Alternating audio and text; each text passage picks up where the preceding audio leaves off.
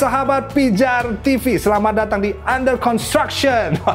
Kenapa namanya Under Construction sih, Kak? Nah, karena gini nih teman-teman, hidup kita di dunia ini memang merupakan sebuah proses bersama, sebuah perjalanan. Wah, membangun hubungan yang semakin dan semakin erat di dalam Tuhan.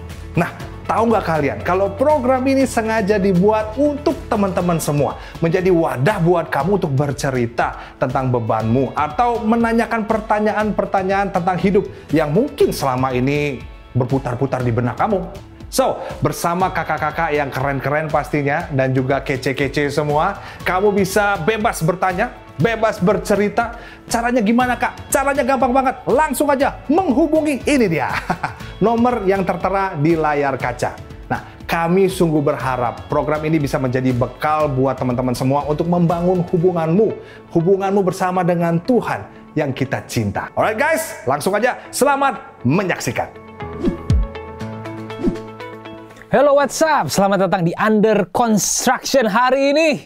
Dan selamat datang buat semua teman-teman dimanapun berada, bersama dengan siapapun, dalam kondisi apapun. Hari ini kita sampai pada satu episode yang akan membahas lebih dalam tentang apa yang terjadi di dalam hati kita. Karena namanya juga kan Under Construction. Masih sedang dibangun, masih sedang diproses, masih sedang perjalanan bersama-sama menjadi serupa dengan Tuhan Yesus. Tapi kita menjalaninya bukan seorang diri, tapi bersama dengan komunitas orang-orang yang juga ditaruh Tuhan hidup satu generasi dengan kita. Nah, hari ini kita akan bahas sama-sama tentang satu hal yang sebetulnya hal yang besar di Perjanjian Lama, yaitu soal berhala. Idols. Bukan Indonesian Idols, bukan American Idols, tapi our heart idols, berhala yang ada di dalam hati kita. Nah, program ini bukan khotbah, ini bukan seminar, bukan pengajaran, cuman ini tempat kita buat cerita satu sama lain. Oke? Tahun berapa ya? Sebelum tahun 80-an ada Chuck Swindoll. Chuck Swindoll itu dulu pengkhotbah yang luar biasa lah, sebelum zamannya televangelis dan Benny Hinn dan segala macam. Dia itu khotbah di radio. Sekali waktu Chuck Swindoll itu cerita bahwa dia itu punya pergumulan dengan lawan jenis, hawa nafsu. Nah, dia cerita di radio tahun 70-an kalau saya nggak salah. Wah, langsunglah netizen zaman itu kritik dia. Pak Pendeta, janganlah bilang Bapak punya kelemahan masalah seksual itu di radio. Orang satu Amerika dari utara ke selatan, timur ke barat, semua bisa tahu dong. Nanti Bapak nggak laku lagi sebagai pendeta. Jangan cerita-cerita yang macam begitu, Pak. Tapi Chuck Swindoll ngomong begini, saya harus cerita hal itu. Loh, kok harus, kenapa, Pak? Untuk menjaga diri saya, dia bilang. Untuk menjaga diri saya sendiri. Nah, Rick Warren juga sama. Rick Warren punya aturan ya, teman-teman pernah dengar gak? Dia tidak mau ada di satu ruangan yang sama, tertutup. Kalau dia sendiri dengan seorang wanita, dia nggak mau.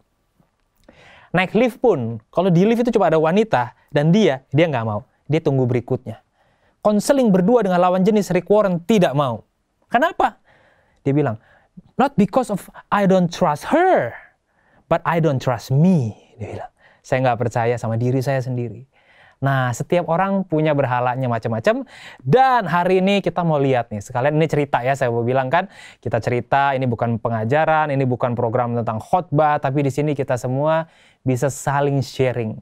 Oke, yuk kita mulai. Yohanes 15 kita buka, ayat 1 dan 2, 2 ayat aja. Yohanes 15 ayat 1 dan 2. Kalau ada Alkitab boleh dibuka, kalau tidak saya bacakan buat teman-teman sekalian. Kedengeran ya, suara Alkitabnya garing banget ya, kriuk-kriuk gitu ya. Ini artinya Alkitab yang sudah di bawah hujan, kena panas matahari, dibaca berulang-ulang. Nah, Yohanes 15. Inilah Alkitabnya Pijar TV.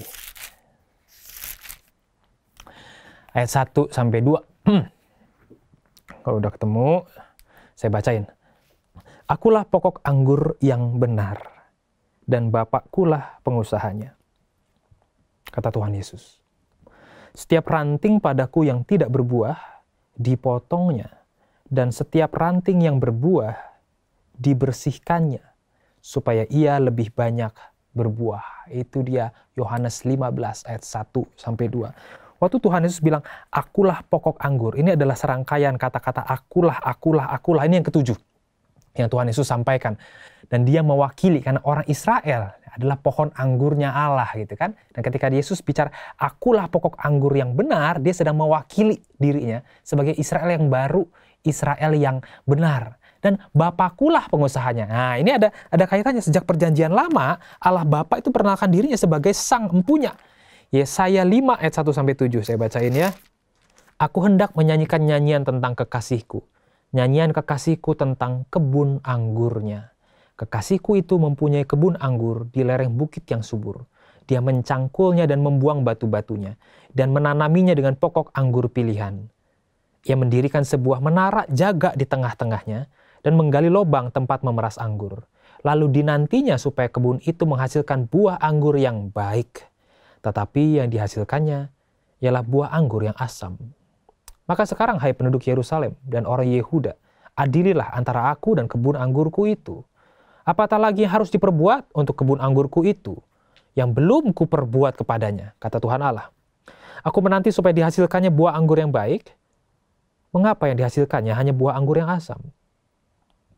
Maka sekarang aku mau memberitahukan kepadamu apa yang hendak kulakukan kepada kebun anggurku itu. Aku akan menebang pagar durinya sehingga kebun itu dimakan habis, dan melanda temboknya sehingga kebun itu diinjak-injak. Aku akan membuatnya ditumbuhi semak-semak dan tidak dirantingi dan tidak disiangi, sehingga tumbuh putri malu dan rumput. Aku akan memerintahkan awan-awan supaya jangan diturunkannya hujan ke atasnya. Sebab kebun anggur Tuhan semesta alam, nih, miliknya Tuhan. Kebun anggur Tuhan semesta alam ialah kaum Israel. Dan orang Yehuda adalah tanam-tanaman kegemarannya. Kebun anggur itu diciptakan, dia dimiliki oleh dia buat dia nikmati. Dinantinya keadilan, tapi hanya ada kelaliman. Dinantinya kebenaran, tapi hanya ada keonaran. Nah, jadi dari zaman perjanjian lama ketika orang Israel ada di pembuangan pun sudah mulai dikasih tahu bagaimana digambarkan orang Israel itu kebun anggurnya milik Allah yang problematis. Nah, nanti Mazmur 80 ayat 9-10 juga ngomong hal yang sama. Telah kau ambil pohon anggur dari Mesir, telah kau halau bangsa-bangsa, lalu kau tanam pohon itu. Engkau telah menyediakan tempat bagi dia, maka berakarlah ia dalam-dalam dan memenuhi negeri. Itu pandangan Tuhan melihat orang Israel. Jadi orang Israel memang digambarkan sebagai pohon anggur, dan Allah Bapa, Yesus juga bilang, Bapakku adalah pengusahanya. Tapi Yesus kemudian langsung beralih kepada satu kondisi.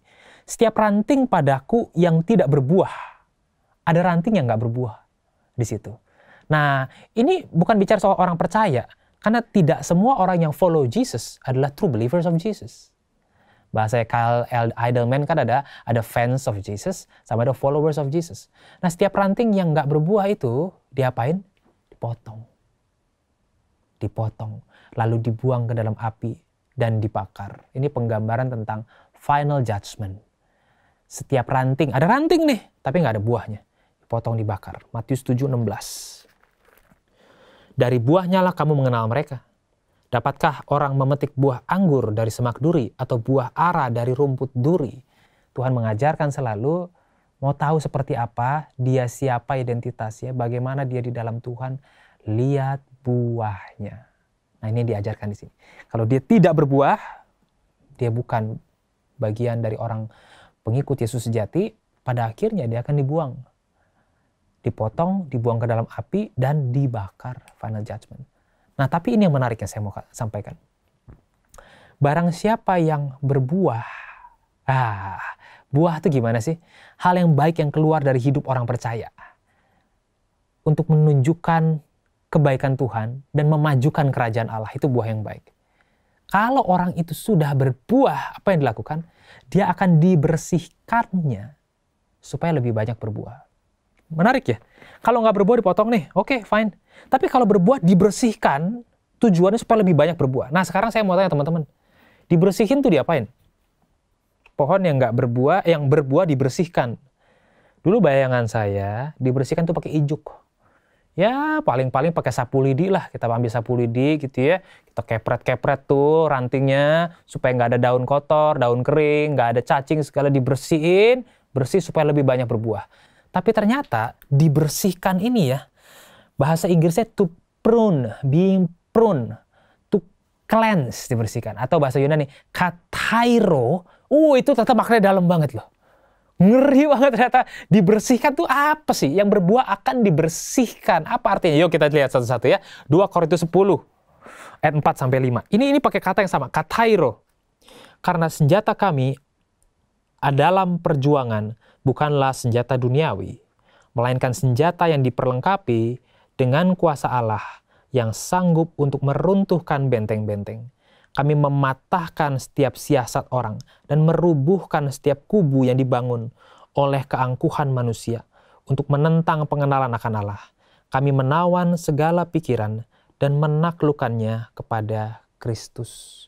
Nah, kata di situ yang dipakai adalah dihancurkan, di-overthrow, diruntuhkan, dirubuhkan. Bayangin nggak? Kalau orang itu berbuah, dia dirubuhin Tuhan. Nggak biasa kita dengar hal ini. Kan kita pikir kalau orang itu berbuah, ya dia akan diberkati lebih banyak. Supaya lebih banyak lagi berbuah. Oh bukan. Alkitab bilang dia berbuah, dia bakal dirubuhkan. Supaya dia lebih banyak berbuah lagi. Bes! Keluar dari otak gua nggak ngerti deh. Kok begitu sih? Lebih banyak berbuah malah dihancurin. Oke, Kisah Rasul 19:27. Dengan jalan demikian, bukan saja perusahaan kita berada dalam bahaya untuk dihina orang, tetapi juga kuil Artemis Dewi besar itu berada dalam bahaya akan kehilangan artinya. Dan Artemis sendiri, Artemis yang disembah oleh seluruh Asia dan seluruh dunia yang beradab, akan kehilangan kebesarannya. Itu artinya dibersihkan. Dihilangkan dari kebesarannya. Tahu dalam terjemahan bahasa Alkitabnya. Dethroned from, diturunkan. Kalau kursi ini adalah tahta, ya, dibersihkan itu artinya. Kursi dijungkal balikan dan saya terpental keluar. Dethroned, dicabut akarnya dari kerajaan, dari tahta, dihancurkan, destroyed.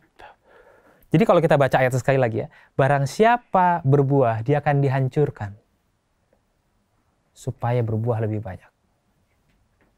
Make sense? Lagi, Matius 8 ayat 3. Lalu Yesus mengulurkan tangannya, menjamah orang itu dan berkata, "Aku mau, jadilah engkau tahir." Seketika itu juga tahirlah orang itu daripada kustanya. Nah, tahir, ditahirkan itu di-cleanse, dibersihkan. Karena dianggap kusta itu seperti kotoran itu ya, dibersihkan, disucikan. Itu juga kata yang sama. Katairo, dibersihkan dari hal-hal yang najis, yang kotor. Nah, Kisah Rasul 10:15 juga sama. Entah orang yang disembuhkan, ditahirkan, dibuang. Nah, sekarang pertanyaannya gini. Kalau kita ini ranting, kotoran apa yang nempel sama kita? Ada satu kotoran yang sejak perjanjian lama Tuhan Allah paling anti, paling marah, paling gak bisa terima. Dia bilang, aku adalah Allah, aku tidak memberikan kemuliaanku pada yang lain. Yaitu apa? Berhala. Ada satu hal yang Tuhan gak pernah kompromi. Dari hari pertama, orang Israel keluar dari Mesir, masalah berhala.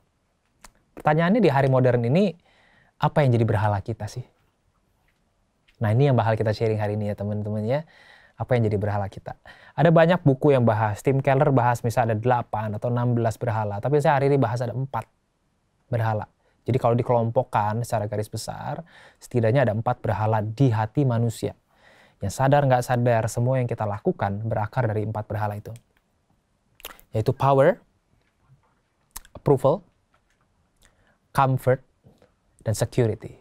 Power, kuasa, approval, penerimaan orang lain, comfort, rasa nyaman, dan security, rasa aman ya.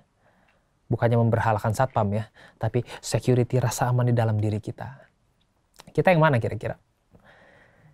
Coba saya mau kasih lihat presentasinya sama teman-teman. Teman-teman bisa lihat di layar di bagian ini ya. Apa yang dimaksud dengan power, approval, comfort, security. Orang yang berhalanya power itu sangat suka mengontrol. Karena dia percaya di bawah dia lebih beres daripada di bawah orang lain. Sangat menghargai jabatan. Penghargaan orang lain. Pengaruh. Aku bisa melakukan dampak yang besar. Dan juga uang. Orang yang berhalanya approval itu sangat mementingkan relasi. Oh buat dia ya saya mau dianggap orang mau enggak. Mau dapat jabatan atau enggak ya bodo amat lah. Tapi yang penting relasi baik. Dipuji orang. Ada lingkup sosial yang wah gitu ya. Oh penampilannya baik. Dipuji orang. Dari ujung kepala sampai ujung kaki. Branded. Mahal. Kalau di jalan-jalan di mall bisa dihitung deh. Bajunya berapa juta, kalung emasnya berapa juta, ikat pinggangnya LV, celananya apa Diesel, sepatunya Louis Vuitton gitu kan ya. Kukunya di artis terkenal tuh kalau jalan-jalan kemana-mana berapa puluh juta lah dia kira-kira. Seperti toko emas berjalan. Wow. Dan semua orang lihat dia itu pasti mukanya ngeliat gini nih. 5 detik seenggaknya. Entah karena fantastis apa norak saya nggak tahu. Tapi ya luar biasa penampilannya. Itu approval. Comfort. Orang ini sangat menikmati kenikmatan hidup. Kebebasan. The idea of freedom. Rekreasi. Fasilitas. Hidup yang enak deh. Itu jadi berhala dia. Orang suka apa enggak sama dia. Bodoh amat. Dia dapat power apa enggak. Pengaruh apa enggak. Bodoh amat. Yang penting saya comfort. 4. Security. Ya, dia punya perencanaan keuangan, aman. Dia punya perlindungan sampai hari tua, bagus. Ada safety net dalam kehidupan dia. Ada kestabilan, ada masa depan yang dia bisa prediksikan. Itu jadi berhalanya dia. Yuk kita lihat lebih detail. Tapi yang bakal kita lakukan adalah gini teman-teman. Coba kita kenali diri kita. Apa yang diem-diem jadi Tuhan kita. Karena banyak anak Tuhan hari ini bukan orang ateis. Tapi henoteis. Heno artinya asing. Teis keilahian. Henoteis adalah dengan mulut kita mengaku menyembah Tuhan yang A. Dalam hati kita menyembah Tuhan yang B. Dan Tuhan yang B ini belum tentu dewa asing. Belum tentu apa-apa. Tapi bisa jadi itu power, approval, comfort, security. Nah, sambil saya bacain deskripsinya. Power seperti apa dan apa seperti apa ya. Mungkin baik kalau kita juga minta tolong berdoa untuk Roh Kudus terangin hati kita supaya kita lihat, wow, saya masih punya masalah dengan ini. Dan nanti tentu saja teman-teman di welcome untuk bisa cerita misalnya ya. Gimana kita masih punya berhala itu. Dan gimana itu menghancurkan kita misalnya. Oke, kita mulai. Berhala power, idol of power itu termanifestasi dalam kehausan seseorang pada kuasa, kesuksesan, kemenangan, pengaruh, kontrol, pencapaian. Haus ada achievement, kontrol, influence, menang, sukses. Mereka adalah orang-orang yang berani mengambil keputusan yang beresiko. Ini dia. Berani beresiko. Cenderung workaholic. Kerja keras, tidak kenal waktu. Tapi juga kalau diperlihatkan lebih dalam, seringkali menggunakan orang lain untuk mengejar kesuksesan dan pengaruh yang dia mau capai. Secara nggak sadar ya. Mungkin orang tersebut juga belum tuh sadar bahwa dia menggunakan orang lain. Mereka akan puas kalau mereka memiliki kuasa atau kontrol atas orang-orang atau atas sebuah situasi atau atas goal yang dia mau capai. Ada pengaruh tertentu, ada kuasa gitu ya. Tapi juga dia juga akan puas ketika dia menonjol dalam pekerjaan atau produktif. Ini ketika masuk komunitas baru kelihatan, wih dia ini menonjol ya. Dia ini hebat ya, berprestasi. Wah itu kepuasan ya. Tapi mereka amat hancur kalau mereka salah, gagal, dan dipermalukan. Rasanya seperti neraka di bumi. Kepribadian yang tampak seringkali adalah pemarah. Power. Oke, diresapi dulu ya. Apakah kita ada bagian dalam diri kita yang secara tidak langsung sebetulnya mengejar power, kuasa, kontrol. Dan kita hancur sekali kalau kita dianggap salah. Maka kita akan mati-matian bela diri kita, saya nggak salah. Dianggap gagal atau dipermalukan. Dan karakternya muncul pemarah. Gitu ya. Sekarang kita masuk yang kedua. Berhala approval. Berhala ini termanifestasi dalam kehausan seseorang akan penerimaan orang lain. Pujian dan ketergantungan orang lain sama dirinya dia. Relasi yang baik dengan orang lain. Ini juga sebuah bentuk ketergantungan. Jadi orang tuh dia tuh puas sekali kalau dia diterima, dipuji, dipuja orang gitu kan. Nah dia itu sebetulnya punya ambisi yang egois dalam hatinya. Dia juga cemburuan, suka mengontrol, menggantungkan diri pada orang lain, dan mudah tersinggung oleh kritikan. Kenapa? Karena yang dia mau makan adalah pujian, pujaan. Mereka cenderung amat memperhatikan penampilan, lingkaran sosial, keunggulan etnis, dan pergaulan tertentu.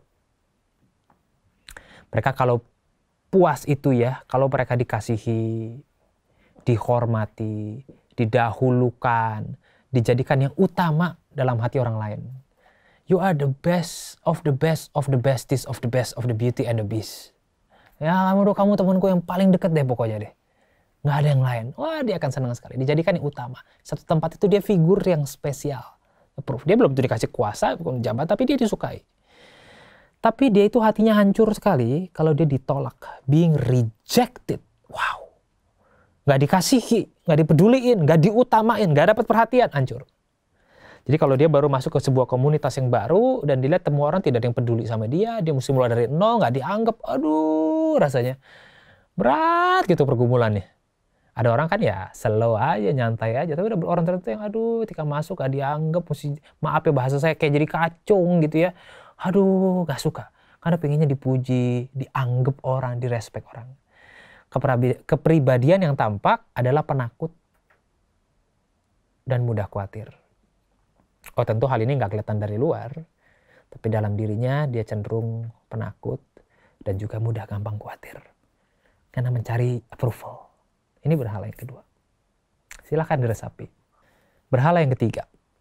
Ini bicara soal comfort atau rasa nyaman. Berhala ini termanifestasi dalam kehausan seseorang untuk mendapatkan kenyamanan hidup. Dalam bentuk kenikmatan, kebebasan, kesehatan, standar hidup tertentu, kekayaan, kelimpahan. Dia ingin punya rumah, mobil, kolam renang, dan segala kenyamanan lainnya. Dia cenderung narsisistik dan kecanduan pada sesuatu. Kenapa? Karena hidup dia mencari sesuatu yang nyaman. Maka dia punya kecanduan, karena dia mengejar sesuatu yang nyaman itu. Dan cenderung narsis gitu katanya ya. Nah mereka ini puas kalau punya standar kualitas hidup dalam bentuk kekayaan atau kenikmatan lainnya. Tapi mereka hancur kalau kesenangan dan keinginannya terhalangi oleh orang lain atau keadaan. Kalau dia anak kecil, papinya janji, nanti naik kelas kita ke Jepang. Wah, dia udah bayangin Disney Jepang kayak apa, makanan kayak apa, onsen kayak apa. Dia udah bayangin segala sesuatu buat Jepang. Tapi dia di-cancel. Wah, nggak bisa nih. Karena COVID, nggak bisa terbang ke Jepang. Udah hancur sekali buat dia. Hancur sekali. Dia tahu gara-gara COVID jadi nggak bisa kemana-mana. Dia tahu. Tapi kenapa dia bisa marah luar biasa dan bilang oke saya nggak mau tahu. Pokoknya harus diganti sama yang lain gitu kan. Karena apa yang jadi dewanya dia tanda kutip. Jadi idol dia nggak bisa dapet. Dia hancur ketika kesenangan, keinginan itu terhalangi oleh orang atau oleh keadaan. Nah, kepribadian apa yang muncul biasanya? Penuntut. Ada yang pernah punya pacar kayak gini? Nah, biasanya kita bisa jadi bucinnya dia tuh. Dia minta apa mesti dikasih, minta cari apa mesti ditemenin. Waktu dia nggak dapat, wah dia akan nuntut sekali. Nah itu karena mungkin doi punya idol sini, comfort. Kalau doi idolnya power, beda. Lu bukan jadi bucin, tapi bener jadi budak. Karena dia yang mau punya power misalnya kan, ya itu beda-beda ya. Comfort. Coba kita resapi dulu. Kita pingin sesuatu. Kalau nggak dapat kita bisa marah sekali. Karena ini memberikan kenyamanan dalam hidup kita, kekayaan. Itu nggak dapat gitu ya. Wah kita nuntut harus misalnya. Itu berhala comfort. Keempat terakhir adalah berhala security, rasa aman. Nah berhala ini termanifestasi dalam kehausan seorang akan kepastian. Itu kata kuncinya. Certainty. Dia mau segala sesuatu dia bisa desain, dia bisa atur, hitung, aman, financially, rumah masa depan, nikah dengan siapa, tinggal di mana, punya anak berapa, investasinya, uang sekolah anak, uang nikahin anak, rumah anak, kalau bisa semua ada diukur kepastian. Dan dia orang yang jeli sekali. Ada keamanan, ada proteksi terhadap keadaan finansialnya dia, kesehatan dia, relasi, keluarga, pekerjaan, semua dia udah desain, pasti aman. Itu berhalanya dia. Wah, jeli, cermat sekali menghitungnya. Nah, dia cenderung bisa memanipulasi orang. Dan juga orang yang cenderung disegani orang lain. Karena kamu nggak bisa berdebat dengan orang yang berhala security. Kenapa nggak bisa berdebat dengan orang berhala security? Karena dia udah atur semuanya, sehingga dia pikir pasti benar. Dia akan puas kalau dia bisa dapat kestabilan hidup, kepastian, dan unggul di satu bidang aja. Puas luar biasa. Tapi dia hancur ketika orang lain kasih tahu apa yang mereka harus lakukan. Mereka hancur. Kenapa? Mereka nggak suka diperintah. Mereka nggak suka diajar. Karena hal itu membuat mereka jadi lemah, jadi salah, atau tidak pasti benar. Karena buat orang yang berhalanya security, mereka harus pastikan secara nggak sadar, saya pasti benar, langkah saya, hitungan saya paling benar, paling aman, paling terproteksi sampai bertahun-tahun ke depan. Kalau ada orang bisa kasih tahu dia salah, dia hancur. Karena artinya itu membuat dia berada di posisi dia tidak pasti benar. Kepribadian yang tampak dari orang yang ini adalah sebetulnya insecure. Sebetulnya. Tapi yang kelihatan dari luar, itu dia itu arogan. Disegani, menekan, fix views, fix pandangannya. Dia nggak mau berdebat apa dia udah biar kata logikanya kalah, tetap begitu fix. Dia memegang keyakinannya. Bukan masalah mana benar mana salah. Waktu dia kelihatan dia salah, hancur dunianya dia. Nah orang begini sebetulnya insecure. Jadi seperti orang yang mendirikan tembok yang terbuat dari kaca. Debat segala macam, dia nggak akan ngaku salah, dia nggak akan minta maaf, dia tidak akan dengar masukan orang lain karena dia harus jaga temboknya baik-baik. Tapi sebetulnya tembok itu sangat tipis dan sangat mudah dipatahkan karena temboknya terbuat dari kaca yang dia bangun sendiri di atas keinsecurity-an dia. Itu berhala dia, security. Oke, sekarang udah ada 4 ya, kita udah bahas semuanya dari berhala-berhala yang bisa ada dalam hati manusia. Coba sekarang saya tanya, kita diskusi. Apa yang bisa bikin kita berada di titik, oke. I am complete. Yesus panggil aku pulang ke surga. Karena aku sudah komplit sekarang. What makes it 10? Pertanyaannya jadi kan sebetulnya adalah gini loh. Apa yang paling ngasih kita kepuasan? Kuasa? Kita punya kuasa yang besar, bisa ngatur segala sesuatu. Kita punya hak, pujian atau kasih sayang dari orang lain pada kita. Diterima, dipeluk, dikasihi apa adanya. Kenyamanan, wah life is good. Punya mobil mewah, punya rumah, punya villa. Nggak usah kerja, hidup aja dari investasi. Tenang, semuanya jalan lancar. Nggak usah ngapa, mau makan apa? Siap, jalan, meluncur. Atau punya security. Oh, semua udah diatur, pasti saya masa depan. Aman. Tenanglah jiwaku, karena masa depanku sudah kuhitung dan kuukur. Tenanglah jiwaku dan beristirahatlah. Pertanyaannya kalau saya balik ini gimana? Apa makna kehancuran bagimu? Define your hell. Kondisi seperti apa yang buat teman-teman? Wah gila. Neraka di dunia ini kayak begini nih. Well, let me tell you this. Kalau Tuhan bilang, saya bakal bersihkan kamu, artinya dia akan kasih kita cicipan, dibersihkan dari apa yang kita inginkan secara kedagingan, secara manusiawi. Di prunes, di cleanse, ke Cairo, itu kalau dalam dunia tumbuhan tadi saya pikirkan ya, pakai ijuk, pakai sapu dikepret, cacing jatuh, daun kering jatuh, kulit kering jatuh, bersih, berbuah lebat. Enggak. Dibersihkan tuh, prune itu dalam dunia tumbuh-tumbuhan tuh kayak begini. Coba kita lihat gambarnya. Ini ada batang pohon. Teman-teman lihat di layar ya. Ada batang pohon, lalu dipotong, cut number 1. Nah, potongan yang pertama. Jadi ini pohon, kalau mau di pruning, biar berbuah lebih lebat, itu dibegini nih. Cut dulu nomor 1. Seret, jangan sampai putus. Tapi nggak berhenti di situ. Cut nomor 2. Seret, jangan sampai putus. Dan yang paling final, cut nomor 3. Semua. Ditinggalkan cuma branch color-nya doang. Kerah, ranting doang. Dibersihkan itu, dibeginiin. Tak. Nih. Ini dibersihkan.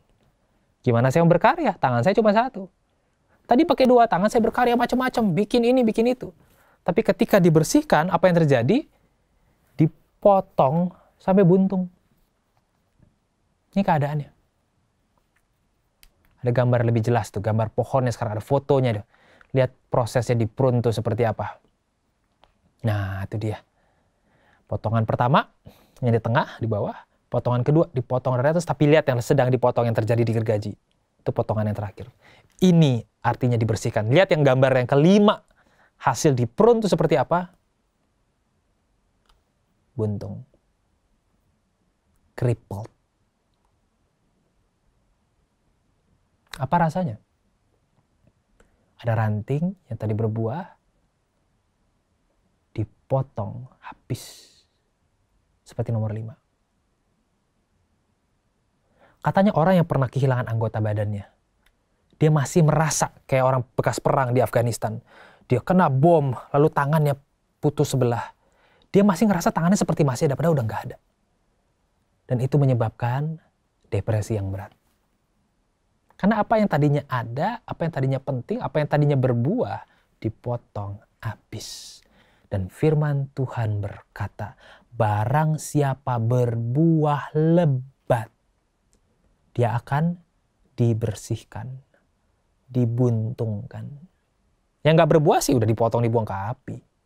Tapi yang berbuah itu dibersihkannya itu kayak begini. So teman-teman sekalian, coba kita track kehidupan kita. Kapan terakhir kali kita dibersihkan Tuhan? Waktu kita dibersihkan Tuhan ada 2 hal yang kita bisa lihat. 1, artinya kita lagi berbuah. 2, Tuhan bersihkan kita dari idol kita. Makanya sakit. Karena yang dipotong sama Tuhan adalah apa yang selama ini kita anggap harta, kenikmatan, kepuasan. Itu yang dipotong. Orang yang sangat percaya pada investasi tabungan, tiba-tiba bisa beli pakai uang yang sangat besar di produk saham yang salah, lalu hancur. Dia depresi. Kenapa depresi? Karena yang dipotong sama Tuhan adalah area berhalanya dia. Area yang paling penting dalam hidupnya, itu yang dipotong. Ada orang yang mengutamakan keluarganya, dia cari uang, dia pelayanan, dia nanti dulu, dia pokoknya keluarga hidup baik-baik, keluarga aman, dicintai, punya keluarga yang baik segala macam. Harus menderita, masuk ke dalam penjara, dan ketika di penjara diceraikan istrinya. Nangkep maksud saya? Apa yang dipotong ketika dibersihkan Tuhan adalah apa yang jadi berhala orang tersebut. Kenapa ya? Karena firman Tuhan udah ajarkan begitu. Berbuah lebih lebat, dia akan dibersihkan. Dan dibersihkan itu artinya di-dethrone, dicungkir balikan tahta berhala itu. Dan diberikan hanya kepada rightful owner of the throne, God himself, gitu kan. Nah jadi ketika kita lihat kenapa kita bisa depresi, kenapa kita stres berat, kenapa berbulan-bulan masalah ini terus bikin di kepala kita nggak beres, karena yang Tuhan bereskan bukan masalah periferi, bukan masalah pinggiran, tapi yang jadi masalah utama kita, itu berhala kita sendiri. Oke. Sampai sini, ada yang mau cerita? Ya, thank you Ko Dani buat penjelasannya tadi. Aku mau tanya sih. Tadi kan udah nemuin nih apa ya, idolnya tuh ternyata security. Kenapa? Karena aku orangnya cenderung yang apa ya, apa-apa tuh ngerasanya bisa ngontrol semua gitu. Kalau misalkan udah bikin plan A, oh kalau gagal tenang ada plan B gitu. Plan B gagal, oh tenang ada plan C gitu. Makanya yang bisa bikin itu sempurna, tadi kan Ko Dani sempat nanya, yang bisa bikin itu sempurna kalau semuanya jalannya udah pasti gitu. Nggak ada yang, tidak ada ketidakpastian, itu sih yang bikin perfect 10. Tapi kan masanya masih hidup di bumi kan ya, jadi nggak akan bisa perfect kan. Nah, yang aku mau tanya, sebenarnya gimana ya kok cara untuk kita yang punya kecenderungan mungkin apa ya, udah punya planning dan lain-lain, terus sampai akhirnya satu saat Tuhan bukain itu salah dan seakan-akan kayak Tuhan hancurin tuh. Kan itu pasti hancurnya gimana? Hancur banget kan. Apalagi yang soal security. Dan itu buat kita jadi sangat insecure gitu. Pernah nggak Tuhan taruh dirimu di situasi dimana kamu benar-benar insecure? Dan semua perhitungan salah dan berantakan. Pernah nggak Tuhan perhadapan kamu di situasi yang kayak begitu? Pernah sih. Dan maksudnya dalam tahun ini juga sih, itu langsung kenanya ke trust issue lagi. Oh, wow. Itu sulit banget. Itu wow gitu. Gimana apalagi tuh? Nih apa ya, orang paling dekat sama aku kan, dan apa ya, ya relasi khusus lah sama orang ini. Cuma ada satu, aku percaya banget sama dia, maksudnya udah apa ya, ya percayalah. Tapi satu sisi tanpa nggak terduga tuh malah dia melakukan suatu hal tuh yang dia tutupin dan baru kebongkar tuh di ujung, dan itu rasa sakitnya tuh luar biasa. Nah, semenjak itulah aku jadi punya masalah sama security ini, karena sebelumnya enggak gitu. Gitu. Yap. Ya, betul. Thank you for the sharing. Nanti aku jawab nanti ya, bersama dengan yang lain ya. Iya, dan ya itu paling sakit ketika ditonjoknya di isu yang jadi berhala kita itu. Itu bisa berat. Tapi thank you. Silakan sambil meresponi, gimana teman-teman yang lain, pernah nggak punya pengalaman kena masalah yang kita habis? You know what I mean? Habis. Pas kita nyadar, ya ampun Tuhan, pantesan habis. Itu berhala gua di situ bercokol. Dan Tuhan itu baik. Tuhan izinkan hal ini terjadi karena yang ditonjokin bukan gua. Tuhan lagi tonjokin berhala gua sampai rasanya sakit luar biasa. Gua nggak sanggup lagi. Nggak sanggup hidup lagi. Kenapa? Karena dikenain sama Tuhan. Emang tempat itu sweet spotnya kita. Tempat yang selama ini kita nggak sadar sudah jadi henoteisme kita. Berhalanya kita jadi Tuhannya kita. Pas itu dihancurin, maka kita hancur banget. Ada yang lagi punya pengalaman lagi berat nggak hari ini? Mana laki-laki? Tadi di awal kan saya udah bilang kan, laki-laki berani ngomong ya, kita jangan mau kalah nih. Tadi wanita sudah bicara, sekarang laki-laki juga bicara. Lu punya hancur nggak? Pertanyaan gua begitu. Lu pernah hancur nggak sebagai laki-laki? Karena saya kasih tahu teman-teman ya, laki-laki tuh paling banyak bunuh diri. Karena jarang cerita. Oke, sekarang kita dengarkan dari Berry. Halo Kak Dani. Halo. Halo.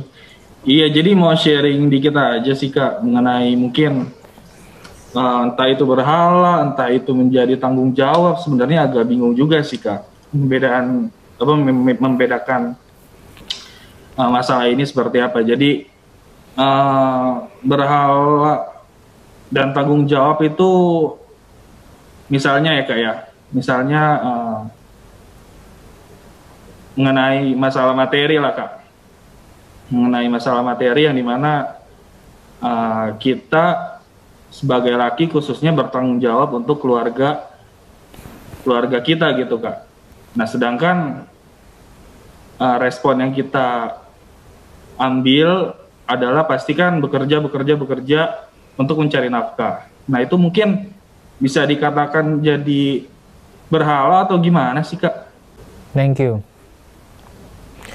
Apa itu yang jadi kekhawatiran terbesarmu sekarang? Iya. Yaitu kalau nggak dapat kerjaan lebih baik, nggak punya uang yang cukup, nggak bisa nikahin anak orang misalnya ya, nggak bisa beli rumah. Dan itu lebih penting ketimbang penilaian orang terhadap diri kita. Iya. Dan kalau nggak ada itu, dirimu ngerasa takut, berantakan.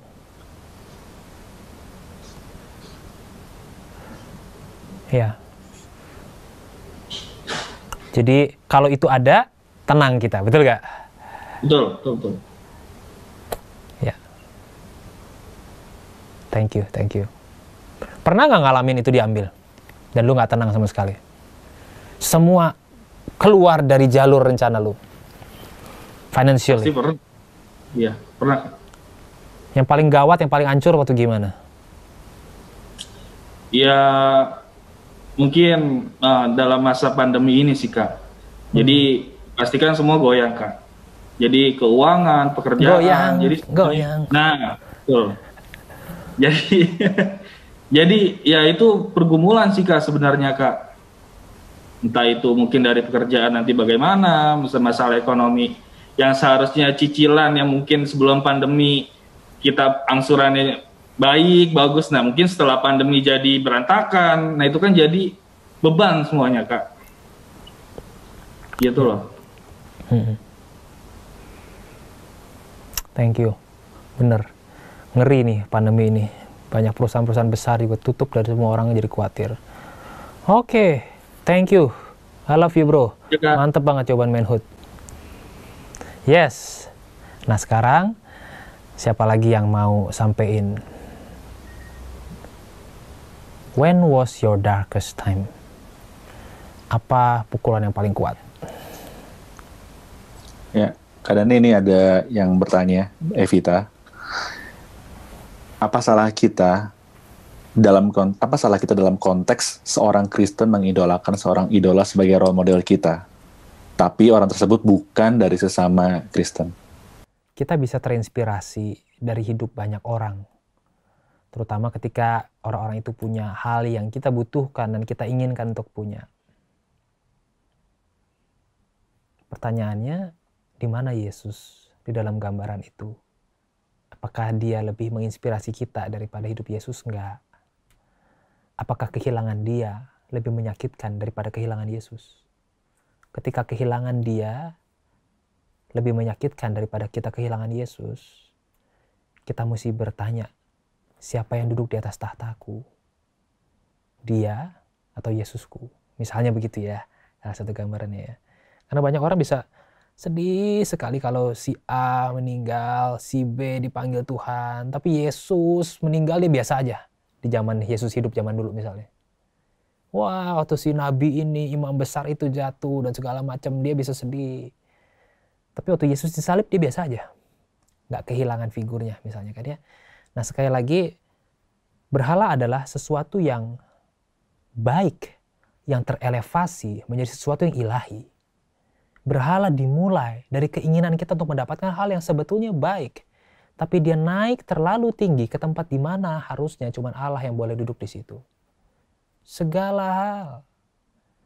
Kalau tadi dibilang trust. Trust is important. Trust is beautiful. Tapi ketika trust terelevasi from good to be divine, jadi hal yang ilahi buat diri kita, itulah namanya berhala. Karena dia udah tidak berada di tempat yang sepatutnya dia berada. Kira-kira gitu ya. Nah, yang laki-laki lain yang coba. Atau yang perempuan juga boleh. Pernah nggak ngalamin satu hal yang buruk, dan ketika kita mikir sekarang gue baru paham kenapa Tuhan izinkan itu terjadi. Yang dipukul hancur oleh Tuhan,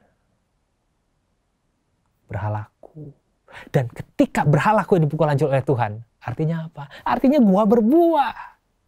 Dan gue diharapkan untuk berbuah lebih banyak lagi. Tuhan ngomong, kita pohon anggurnya dia. Kenapa Tuhan ini menimpaku? Rasanya kok seperti buntung. Ya iya, dibersihkan gitu. Pak, dipotong sampai habis. Tapi tujuannya bukan dilumpuhkan. Diajak berlari sama Tuhan. Biar berbuah lebih banyak lagi. Barulah ketika kita bisa lihat dari atas, kita bisa ngerti apa yang sedang terjadi di bawah.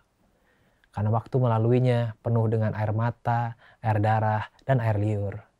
Buat teman-teman yang berhalanya power, udah tahu belum siapa berhalanya apa kira-kira? Kalau orang yang berhalanya power gini loh, kan dia pengen punya kontrol, dia pengen bisa kuasain. Ketahuilah, our God is powerful, so you don't have to. Tuhan kontrol, Tuhan maha kuasa, jadi kita nggak usah. Serahin aja ke dia.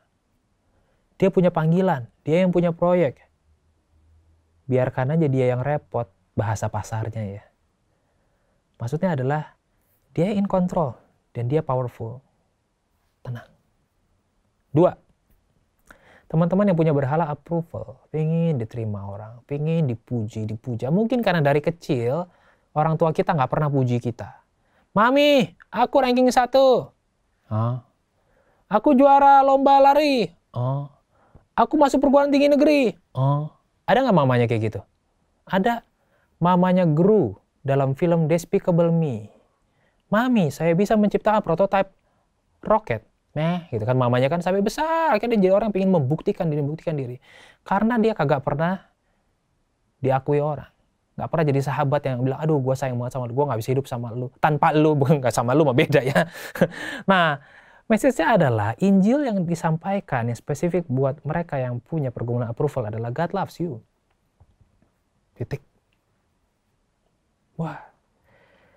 Bagi sebagian orang ini bisa bikin nangis ya, karena kita rasa no one loves us.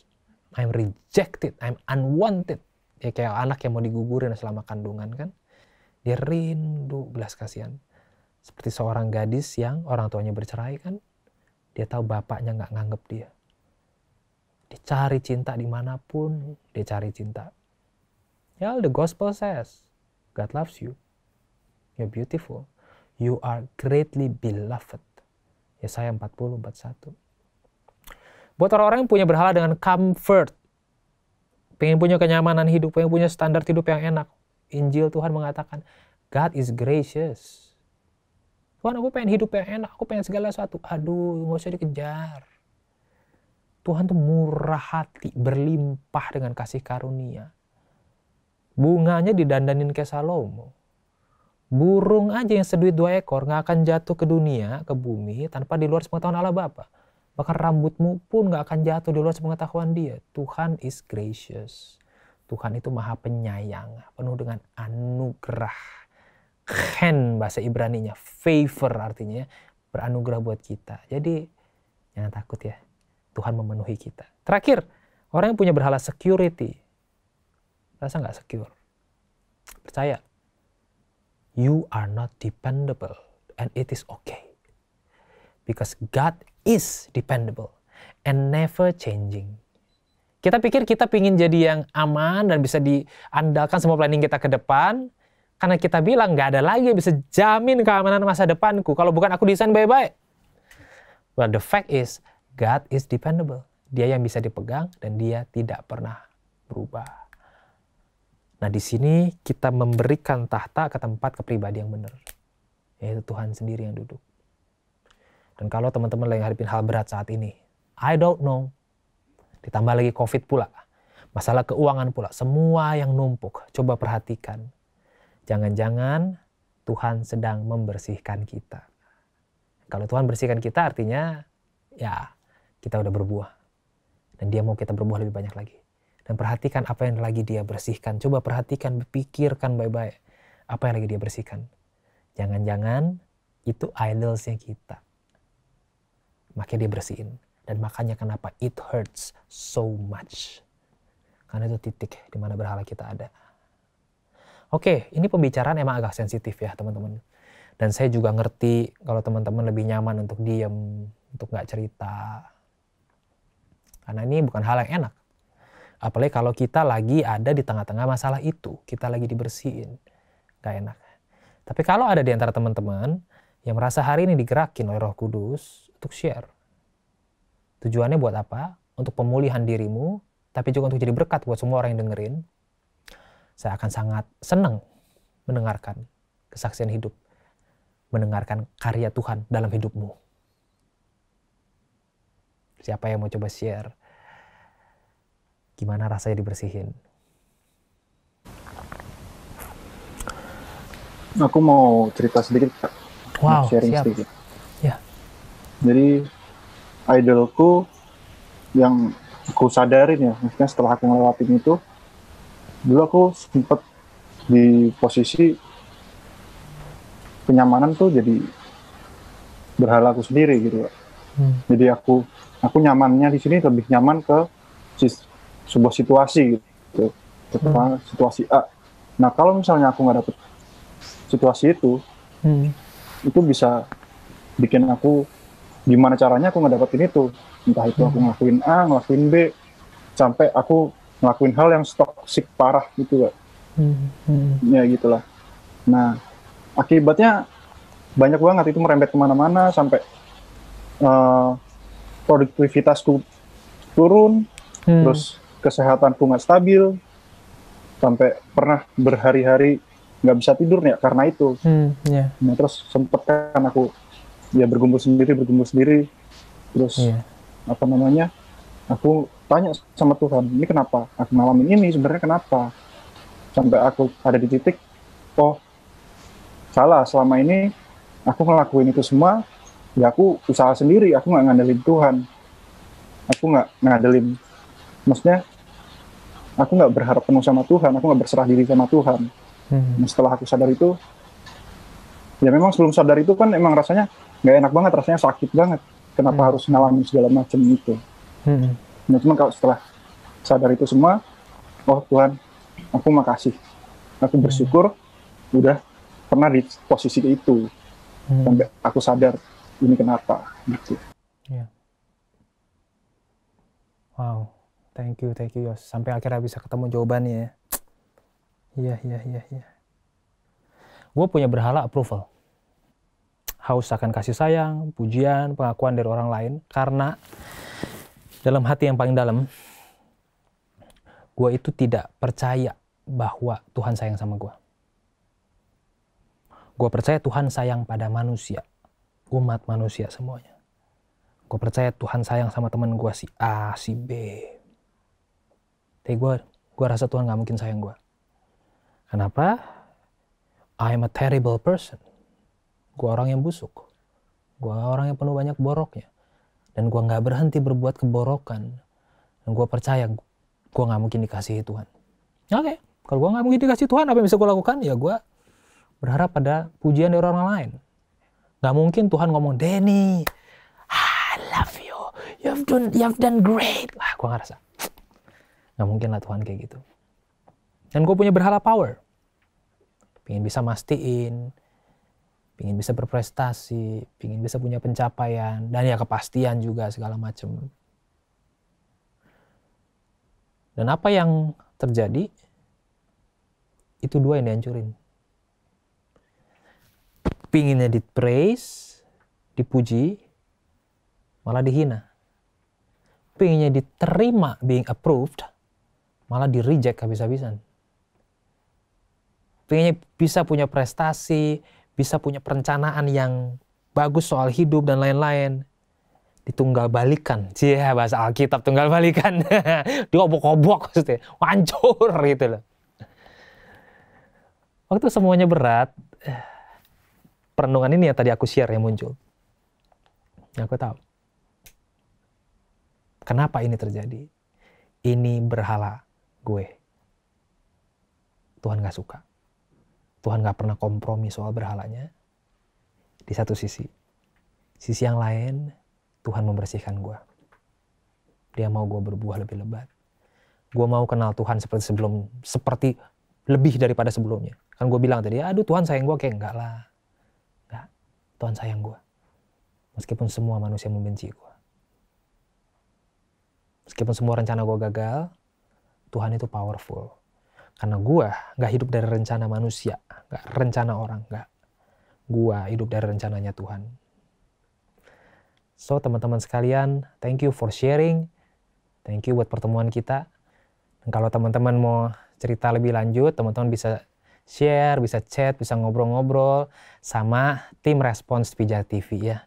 Teman-teman bisa ngobrol sama mereka, ada hal lebih banyak mau curahkan pada mereka, silahkan. Tim Respons Pijar TV akan dengan senang hati mendengarkan dan ngobrol sama teman-teman sekalian. Dan thank you so much buat keterbukaan teman-teman di sini. Wow, I enjoy it. Thank you very much kalau gitu ya. Nah, oke. Jadi teman-teman bisa sampaikan semuanya. Dan thank you sudah bergabung bersama kami di Under Construction Pijar TV. Kami undur diri. Saya Denny Gamadi. Salam terang bagi Indonesia. Yakin nih nggak pernah mengutamakan sesuatu lebih dari Tuhan? Serius? Yakin nih nggak pernah menduakan Dia? Kita semua pasti pernah membuat Tuhan cemburu dalam hidup kita. Nah, hal yang terpenting adalah gini nih teman-teman. Kita menyadarinya dan kita mengakuinya. Dan kembalikan cintamu kepada Tuhan yang sudah terlebih dahulu memberikan cinta sejatinya kepada kamu dan kepada aku. Oke sahabat Pijar, kamu baru saja menyaksikan Under Construction bersama dengan Kak Denny Gamadi. Oke, dan mungkin sekarang teman-teman punya banyak pertanyaan. Teman-teman boleh banget tanyain ke kita. Yang susah-susah juga nggak apa-apa. Atau teman-teman pengen didoakan. Atau teman-teman pengen curhat, pengen cerita. Please hubungi kita. Kita hadir untuk menjadi teman buat semua. Kita hadir untuk menjawab pertanyaan teman-teman semua. Kan acara ini dibuat buat kalian semua. Jadi nggak usah sungkan. Langsung aja hubungi. Ini dia, oke? Udah dicatat? Alright, kalau gitu guys, terima kasih udah menyaksikan episode Under Construction kali ini. Jangan lewatin episode yang akan datang yang pasti akan seru juga. Oke? Sampai ketemu lagi. Salam terang bagi Indonesia. Marsha Manopo cabut dulu. Bye.